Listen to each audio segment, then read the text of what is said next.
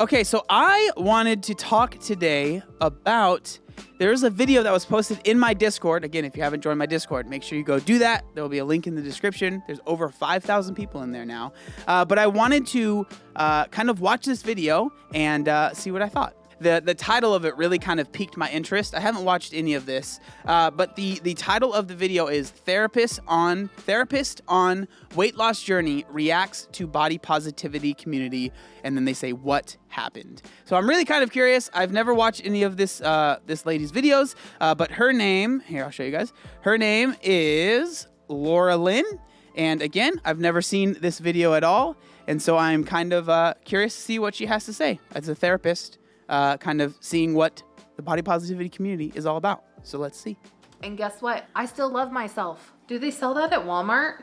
Like, if food was a man, I'd marry him. Same. YOLO!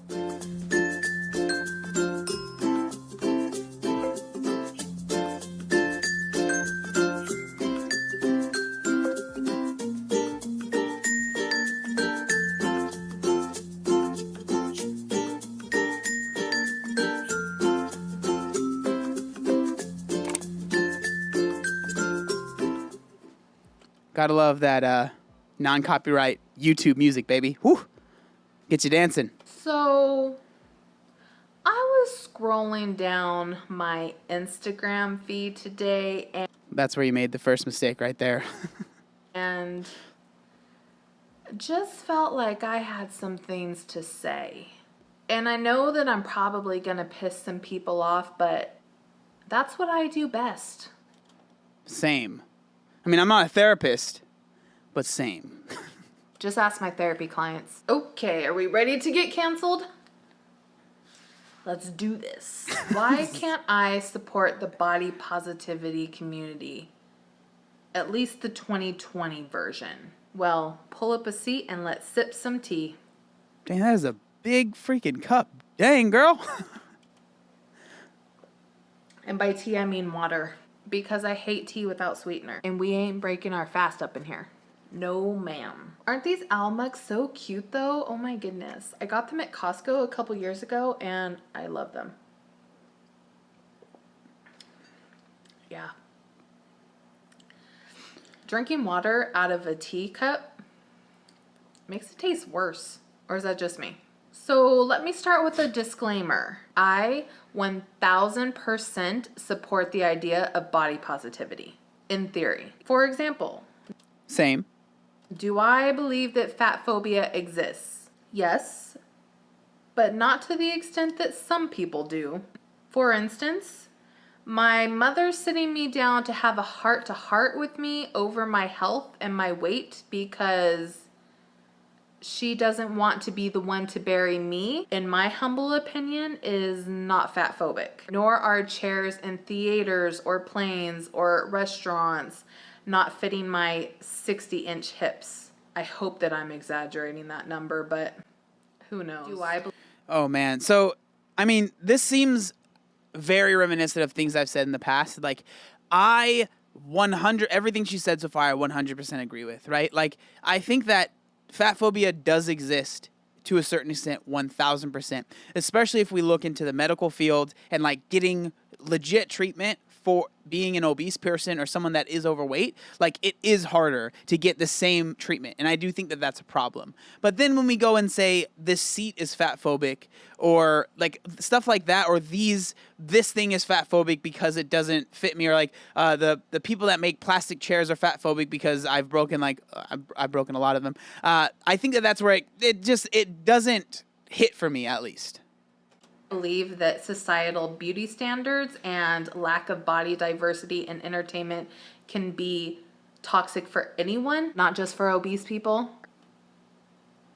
especially for people who haven't mastered the art of not giving a Do I believe that it's important for people to love and value themselves and feel confident in their own skin no matter what their size? Absolutely. In fact, that should be step one of any weight loss journey, in my opinion. I agree. But I think loving yourself and loving being obese should not be synonymous. Oh man, yes. This is so good. And completely agree. I've said this before. Like you can, like I've said in the past, I loved myself enough to change. But at the same time, like even when I was bigger, right? I loved myself, but I hated what obesity had done to my body and what it made me miss out on. Not just because the roller coaster was fat phobic, because I didn't want to go to these things because my size. It hurt to stand up for that long. My knees were hurting. My feet were hurting. Like there was a lot of stuff that it wasn't just, oh, I'm not doing this because society makes me feel a certain way. It was like my body hurts. I don't want to do this thing. Do I believe that all people, no matter their size, should be treated with respect and dignity? Damn right. Agreed.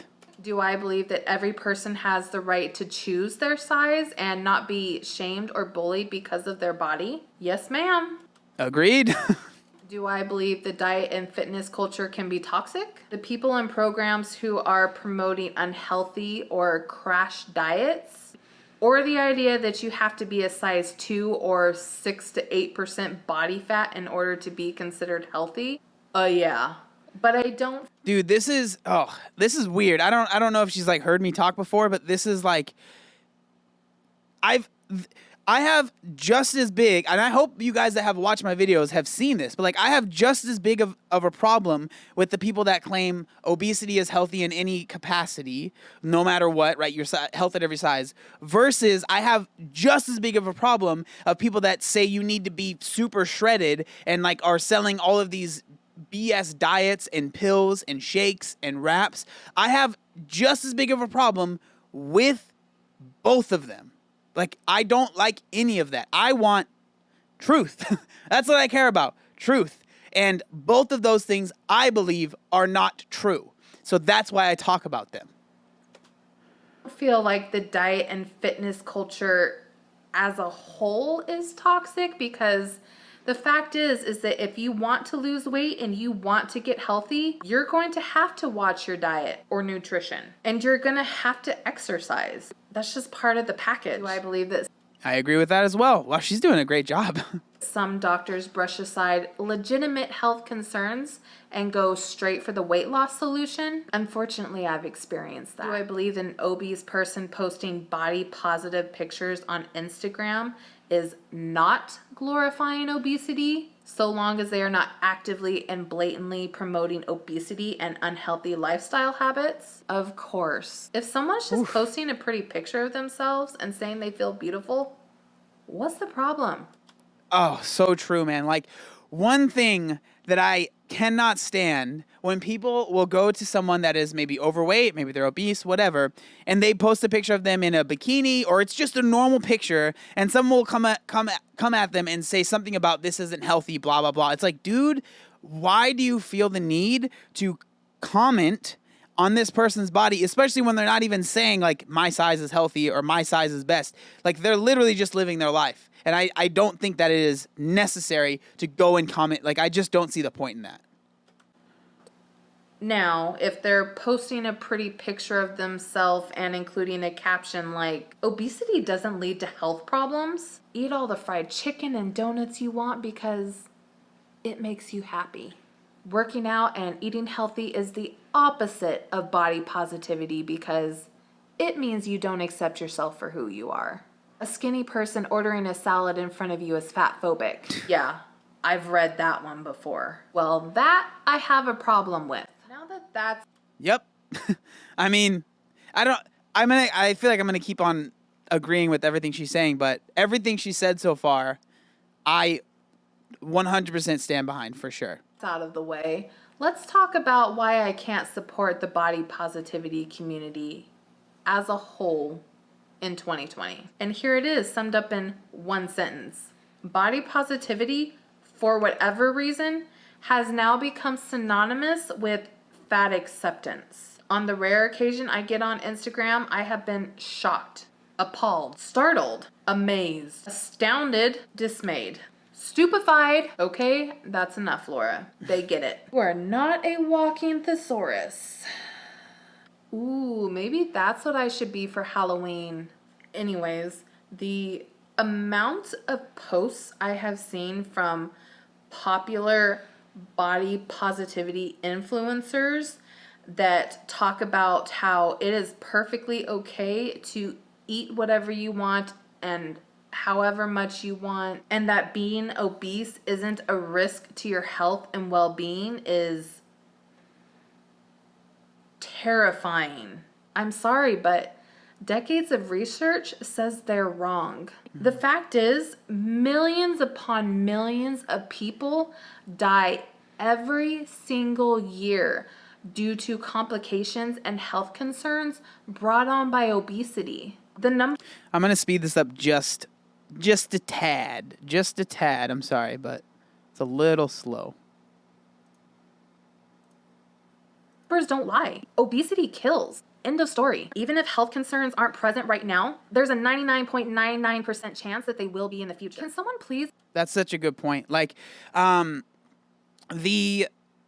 you hear a lot of people talk about like, oh, right now I'm healthy. Like I don't have my blood, my blood tests are fine. All of my lab results are fine. But the thing is that's so frustrating when I hear that is, one, health is not only measured by blood tests and lab results. Like there are a lot of other things that go into overall health. I don't think overall health can be measured by just a blood test or a lab result, just like it can't be measured, like a lot of people in the body positivity space, by looking at someone, right? I agree with that. I think there are a lot of factors that go into health. And for me, when I was 20 years old, I was not healthy, right? If I went and got a blood test, I probably wouldn't have had anything that was super crazy, but I couldn't stand up for more than like an hour at a time. My feet were always in pain. My knees hurt. Like I had a lot of other issues that were degrading my health just because that maybe you couldn't see it in a lab result. Like I think there's more to health than just that. Explain to me how encouraging unhealthy habits and lifestyles that lead to things like heart disease, cancer, immobility, diabetes, and other debilitating, sometimes lethal health concerns is considered body positivity? I'm confused. Shouldn't part of body positivity be, I don't know, living in a way that respects our bodies as much as we demand respect from others? See, what's crazy about this, what's crazy about what she just said is if you actually read the book, Health at Every Size, a huge chunk, now I definitely disagree with some of the stuff in the book, but a huge chunk of that book is about treating your body with healthy habits, being healthy, right? Or being like treating it with healthy habits, eating in a way that isn't super unhealthy. It doesn't say you should eat a whole thing of pie just because you want to. Like it is not the same. And so that's what's so crazy to me is that when you actually read the book, it doesn't sit there and say like you should do whatever you want no matter what. It doesn't matter. Like it actually does talk a lot about making the right decision in the grocery store or in the kitchen. It talks about that a lot. I'm sorry, I do not believe in health at every size. I believe that you can live a healthy lifestyle at any size, but that doesn't mean that you're healthy. And if you live a healthy lifestyle at any size, I would say about 99% of the time, that's naturally going to lead to weight loss. Oh, she said it. Yes. It's so true, man. Like if you are genuinely living in a way that is healthy to your body, especially if you are massively overweight, like where I was at the start, of course, those decisions I made to be healthier resulted in weight loss. Like I wasn't someone that constantly weighed myself when I first started losing weight. Like I literally didn't have a scale that could. So I wasn't like constantly focused on the scale, but I knew me drinking a 2 liter of soda, not healthy, right? So I changed my habits. Essentially, I don't believe that you can be healthy at any size, especially when we're talking like 250 pounds and up. And yeah. Fit Fatty said, I'm glad that you read the book Health at Every Size. Now you understand where I come from. It's the best thing I ever did for myself. Yes, I am glad that I finally read it as well. Well, I listened to it, but yeah. Sure, when you're young and obese, you're probably not going to have as many serious health problems, if any at all. But 10 to 20 years later, especially when you've been indulging every craving you've ever had because body positivity, you're telling me there won't be some serious health issues then? Sorry, I call bull. Where's that from? Oh, How I Lost a Guy in 10 Days. Oh, gosh. Has anybody noticed that it just seems to be like this common theme in our society to be very present focused and live in the moment. YOLO, which, don't get me wrong, I am a mindfulness advocate to the extreme. I teach it to clients for a living, but there has to be a balance. There has to be some effort put into looking at your decisions and how they're going to affect you down the line, not just right now. Wow. Yeah. I mean, geez. It's interesting, like, hearing a therapist say this stuff, because, like, these are things that I think about, like, pretty consistently, where she was kind of saying, like, we live in this day and age where it's like, just do whatever you want right now, right?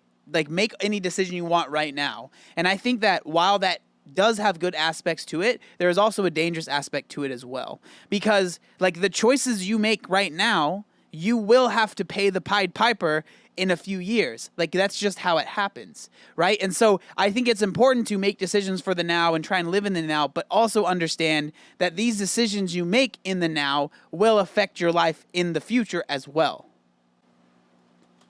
And looking at the choices we've made in the past and their consequences so we can make changes now. Random fact, that's actually an executive function performed by your frontal lobe.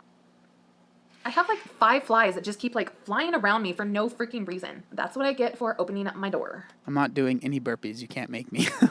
Guess that's the price you pay for trying to get some fresh air. Here's the thing. I am all for loving yourself at any size. Heaven knows I love my body. I have 2 legs that get me where I need to be, 2 arms that carry, 2 eyes that see, 2 ears that hear, and a brain that works most of the time. Some of the time.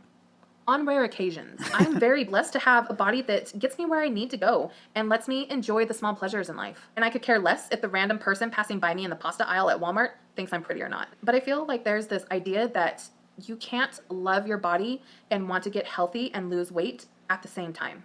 Oh, man. Yep. Like, so true. And it's frustrating how the simple fact of trying to maybe improve certain things in your body can now be seen as a negative. Like people will see that, and that's what's so frustrating to me is these people will make these posts that will like see other posts, and then they'll make a post on their Instagram saying this is harmful to me because of this. When it's like, okay, well, this person was just sharing their journey, and they were sharing where they were at one point, and now what they are trying to do to be better. And like, so the thing that's frustrating is that these people that say that, there could also be someone that would talk about them and say, well, your post is triggering to me because X, Y, and Z. And then it can become this whole thing where it's like, you can't post anything. And I don't know. I don't want it to go down that road where it's like anything you post, anyone could be upset about and make you like delete it or like, I just feel like it's a dangerous road to go down. Which just baffles me. I mean, if you love your child, then you want to take care of them and treat them with respect, right? And just because you love your child doesn't mean that you love and support all of their actions, especially those that are putting them at risk. Or at least that's not my definition of love. So why wouldn't it be the same when it comes to our bodies? Kind of like a child, our bodies are completely dependent on how we treat them. Wow. And they either thrive or suffer in response. Sorry, being a therapist has given me a new appreciation for analogies. That's a really good one. The one that I've never really thought of. Like, when you hear a lot of the arguments that people with like at the Health at Every Size will argue, it's like, think about saying the same thing, but doing the same thing with your child and feeding them the same way that you're eating and like making it so they don't feel like they need to ever go outside and exercise and like being like, no, it's totally fine. Like, I think for the most part, people will be like, no, why is this kid eating cake every time, every instance that they want cake? Why is this kid like, that's obviously, most people be like, that's probably not a good thing. But when you say that about an adult, or when an adult says it, it's totally fine. But when we talk about a kid, it's like, no, that's not okay. It seems like there's a disconnect there. As long as how much you love and value yourself or your sense of self-worth isn't tied to your weight and your size, I don't see what the problem is. And if your self-worth is tied to your weight, then that isn't going to be solved by claiming body positivity and remaining obese. It's going to take introspection and working on your mental health to try and figure out what triggered those beliefs in the first place, and then working through and challenging those triggers, which is why I now believe that mental health should always be a part of a weight loss journey. Agreed. 1,000%. Losing weight doesn't equal happiness. It may increase your happiness to a certain degree in terms of improving your quality of life, but it's not a cure-all. I guess what I'm trying to say is that weight should never be a factor when it comes to your happiness and self-worth, which is why I support the concept of body positivity in general. But weight should be a factor when it comes to your health and your quality of life. Beyond that, I think it's perfectly natural to say I love myself at 380 pounds. Now, I love that she was talking about that because this is something I've talked about, and I've fumbled over my words in the past, but like, I think that if you think losing weight is going to be a cure-all, silver bullet, that's not the way to look at it. But that is not to say that if you do lose weight, the quality of your life might improve. And I think it will probably improve because there might be certain things that you couldn't do at your former size that you're able to do now. But that doesn't mean that losing weight is going to make you happy, it's going to make you fulfilled, anything like that. But I do truly believe that it can increase it drastically, honestly, it can increase the quality of your life, which I think is an important thing. And that's a positive, right? That's a good thing. Oops, now I just lost 5 pounds and I still love myself. Oh, there's another 20 pounds gone. And guess what? I still love myself. Only now I can actually walk to check my mail without having a mini heart attack. It makes me so sad when I read all of these posts by body positivity influencers who are just saying, eat all the fried chicken and donuts and pizzas you want because it makes you happy. What is it with me and fried chicken? You want to know why it makes you happy? It's delicious, so that's why.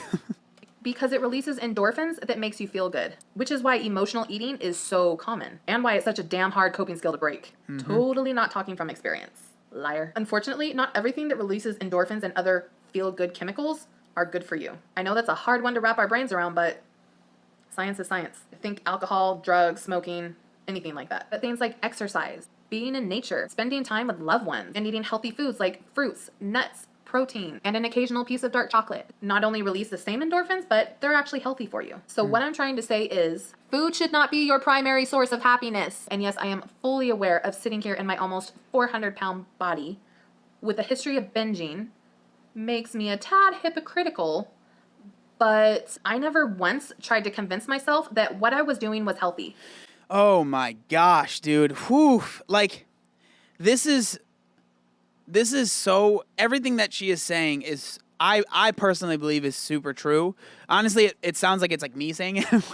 I don't know. Maybe that's just me being full of myself. But like, if your primary source of happiness is food, I do believe that is a problem. And I think that it is something that you can absolutely 100% change. And you can find things that make you happy that isn't just food. Man, so good. Or that my body was healthy. I just didn't care. There were things going on in my life, taking up space, and food has always been a coping skill that works well for me. Really well. Like, if food was a man, I'd marry him. Which is why over the past 3 to 6 months, I have been working really, really hard to build my awareness of my triggers and my emotions and my thoughts and build new coping skills because I wanted to give myself the greatest chance of success on my weight loss journey as possible. I think there is a huge difference between losing weight because you hate yourself and losing weight because you hate obesity and the control that it has over your life and your body and your future. Man, did she hear me earlier? What's going on here? That's absolutely. Yes, I agree. 100%. Which is also not to say that you have to be a size 2 to 4 to be healthy either. Personally, I plan on going by body fat percentage rather than weight or size to measure my success this time, because that seems to be one of the best long-term indicators of health based on the research that I've done. And according to my research, 21 to 32% is the ideal range. And I'm over 50% body fat right now. You see my problem. Whoops. And for my second disclaimer, this video is in no way intended to be me trying to shame anyone who chooses to remain obese, because that's their choice and their consequences to reap, positive or negative, now or in the future. And I don't support shaming people for choosing to stay obese or posting body positive pictures on social media, any more than I support shaming people for choosing to get healthy through weight loss and wanting to share their story. And if I read one more comment that says that posting before and after pictures is toxic or part of a gross diet culture, I am just going to post a video of me screaming and yelling obscenities for 20 minutes straight. Both of these things are toxic in my book. Well, I mean, I'm down for you to do that. Please don't shame me. Actually, go ahead. I don't really care. Shame away. I swear Instagram is just one large experiment to test out theories on hive mentality and confirmation bias. And for anyone who doesn't know what oh my gosh. Dang. Whoa. That was a bomb right there. Oh my gosh. Hive mentality and confirmation bias. Wow. Wow. Yes. Wow, that was good. Confirmation bias is It's basically the human instinct to look for things that confirm our biases and lash out against things that don't because we feel threatened. And oh man, so what you just said, how many of you guys have seen that play out on Instagram? And it seems like Instagram is the worst social media when it comes to this type of stuff. Like, this happens daily to me, literally daily. Oh my gosh, yes, 100%. Queen is spitting. Sound familiar? Like I said earlier, the only thing that I have a problem with is these body positivity influencers posting things that are blatantly incorrect and could lead their followers to experiencing serious health concerns down the line. That's where I draw my line when it comes to body positivity and fat acceptance. That said, I also don't support anyone who promotes crash dieting or unhealthy methods of weight loss, which if I ever inadvertently do this, I apologize ahead of time. Basically, I don't support sending inappropriate or unhealthy messages, period, especially those that aren't backed by facts. One of my hypotheses is that part of what has led to this hybrid body positivity, fat acceptance movement is just frustration with societal beauty standards. I mean, I think it's safe to say that a large percentage of people who want to lose weight, especially younger people, want to lose weight because they want to better fit into that mold of beauty that society sets. I mean, yes, I agree with that. And on top of that, I think that is a big explanatory factor, I guess, I don't know if those are big words, but I don't know if they're right. As to why so many women seem to be part of the movement as well.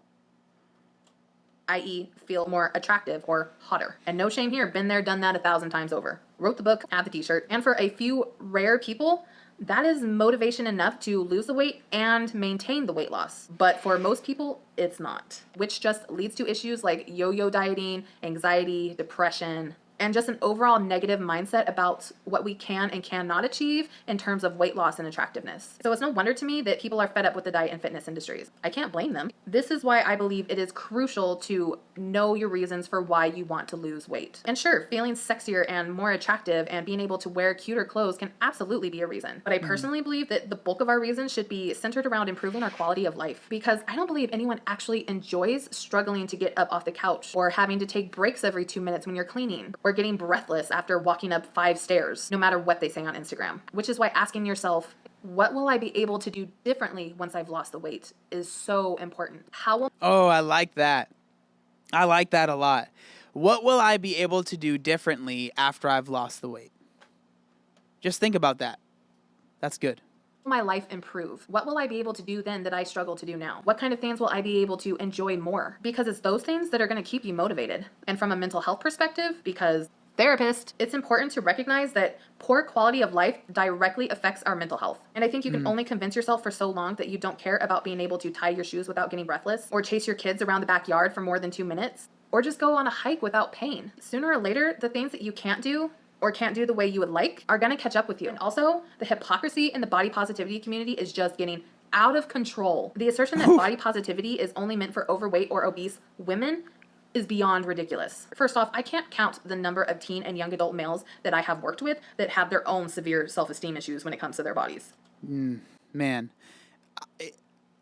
it's really cool that it seems like more and more people have been talking about body positivity for males, because it just isn't a thing you see much of. Like, you just don't, right? Like the whole Gymshark thing, a lot of people were upset because they seemed to post some women that maybe weren't fitting into the ideal beauty standards that they kind of created, but there was no men up until a few days ago, right? Until yesterday, I think.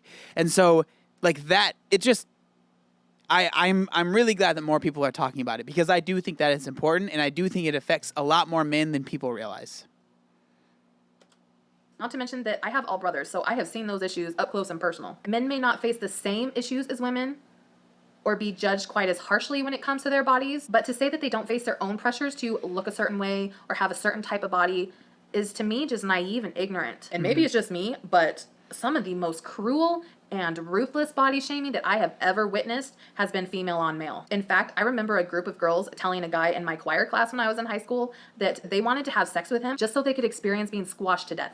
The fact is, body shaming goes both ways. And I personally just don't see it as a competition of who has faced the most injustice. I believe that it's a big enough issue and a big enough conversation that the mic can and should be shared with everyone. And the idea that thin women don't need body positivity as much as the rest of us is just stupid as hell. It is human nature to nitpick and find things wrong with us. Just because obesity is easier to see doesn't mean that we are experiencing more or less than a thinner girl who is secretly battling her own self-esteem issues. Oh, man. Yes. I mean, yes, I agree. I mean, it's so true. Like the argument that you hear a lot with the whole like, well, if you're overweight, it's you can't hide it in clothes or whatever. But I would almost argue that sometimes that makes the shame feel so much worse because you feel like you can hide this thing. I hear it a lot with people that struggle with having loose skin, right? Like you feel like you look quote unquote normal with clothes on, and so the thought of anyone seeing you without a shirt on is not just scary, but it is anxiety inducing. It is genuinely terrifying. And so like, oh my gosh, yes, I 100% agree. In fact, that is my main clientele. And I know for a fact that those self-esteem issues can lead to some pretty serious consequences. We're talking cutting, suicide, risky behaviors, the whole gambit. The fact is, self-centered negativity and shaming is not finite. It's a relative and subjective thing that can't be compared and measured. An obese person could be relatively happy with her body, while a girl who's size 4 battles extreme social anxiety because she's been picked on her entire life for having a gap between her 2 front teeth. We all have insecurities, especially when societal beauty standards are always changing. For all we know, tomorrow it's going to be beautiful to have a gap between your 2 front teeth, and I'm going to curse myself for ever getting braces. And sure, you could argue that obese women are generally treated worse than thinner women, which just exacerbates our challenges, which is why I said I agree with the premise of body positivity that we should all be treated with respect no matter our shape or size, and therefore our issues are of greater concern. But again, I don't know. I guess I'm just one that believes that there's room for everybody in this fight. Thin, obese, male, female, especially when at the core, most of our issues are coming from a very similar place. And I personally don't believe that the only way to elevate one group's voice is to silence another. We're all human beings. We all have our own stories and our own traumas and deserve to be heard. And if someone's story doesn't resonate with you, then that's the beauty of it. You can absolutely find someone who does. Oh my gosh, yes. Exactly. Not every story, not every post, not everything is meant for every person. Like this video right now is not meant for every person. And trust me, I understand that, and I am totally fine with that. It is so true. Like, if something doesn't resonate with you, that doesn't necessarily mean that it's bad. It just means that it's not for you, and that's okay. Without shaming and attacking the first person because their opinions don't match your own. Please and thank you. And I also don't believe that body positivity has to come at the expense of health and healthy habits. They can all exist in the same space. I know it's hard, but it's possible. And one last thing, I promise, this war going on against Instagram models for sharing their Instagram versus reality pictures is a little bit crazy. First off, is it just me? But I just feel that if you don't like somebody's picture, you don't have to look. Is that really a foreign concept? If I look at an Instagram model's picture and I don't like how they're perfectly posed and how they're perfectly airbrushed, then I just don't look. I just know that wasn't meant for me. Second, no one is responsible to change their content to make me feel better about myself. My emotions and reactions are my problem. Yep. Nobody else's. That's on me to figure out. And could just mean that social media isn't a healthy place for me and I should probably cut it out of my life. It's crazy to me because a lot of the stuff is based on, like, when I hear people get mad about my posts or posts that are similar to mine, it's never, man, this makes me feel a certain way. What is going on inside of me that I should work on to maybe make that not happen, right? It's never that. It's instead, this is making me feel a certain way, so I need to make sure this person understands that this makes me feel a certain way, and they need to either stop doing it or do it in a different way so I feel better about myself. It's never, how can I change the things inside of me that are causing me to feel bad, sad, upset, angry about this post. Instead, it's, how can I make this person change to where I can feel fine about this post? Actually a really good idea. Says the girl who's posting her weight loss journey to YouTube. Nice, Laura. And third, I don't agree with this idea that they should only be sharing their reality pictures. Here's what I think. Posting pictures to Instagram for some people is like their own version of art. And they should be allowed to share their art, right? I mean, if I'm wrong, please tell me, but I don't know. It feels kind of common sense to me. I don't know. And I also feel that it comes down to mindset. When I see a picture of a super attractive woman, I don't think, God, I get it. I'm so ugly compared to her. I think, wow, she must have really worked hard to get that body and keep it that way. Now, that's dedication I need in my life. Do they sell that at Walmart? It's inspiring to me. A reminder of what can happen if I'm dedicated to reaching my goals. But again, looking hot should never be your only reason. So please, everyone, can we just live and let live and be responsible for our own actions and reactions to things? And I'm sure that there's probably going to be some troll that says that I can't understand the body positivity movement because I'm just a fat white woman. I can't count the number of times I've read something like that on Instagram. And all I got to say to that is, first of all, my dad was Creole, so do with that what you will. And second, unlike my weight, I can't change my skin color. Although if I could, I would, because damn, my legs basically glow in the dark. Could that rant have lasted any longer? I'm sorry, guys. I had a lot of thoughts on my mind and just apparently needed to word vomit. That, folks, is why I cannot fully support the 2020 version of the body positivity community, which is why I just take the good parts and leave the bad. Comment down below and let me know, what do you like about the body positivity movement? What do you not like? What do you wish would change? As always, if you enjoyed this video, please make sure to subscribe and give it 2 thumbs way, way up, and make sure to hit the notification bell so you can join me next time. Bye, everyone. Wow. Well, I thought that was a great video. I think you guys should all go subscribe to her. Her name is Laura Lynn. I'll have it obviously linked in the description. It was really interesting hearing what a therapist had to say about the stuff that I feel like I deal with pretty much daily. That was good.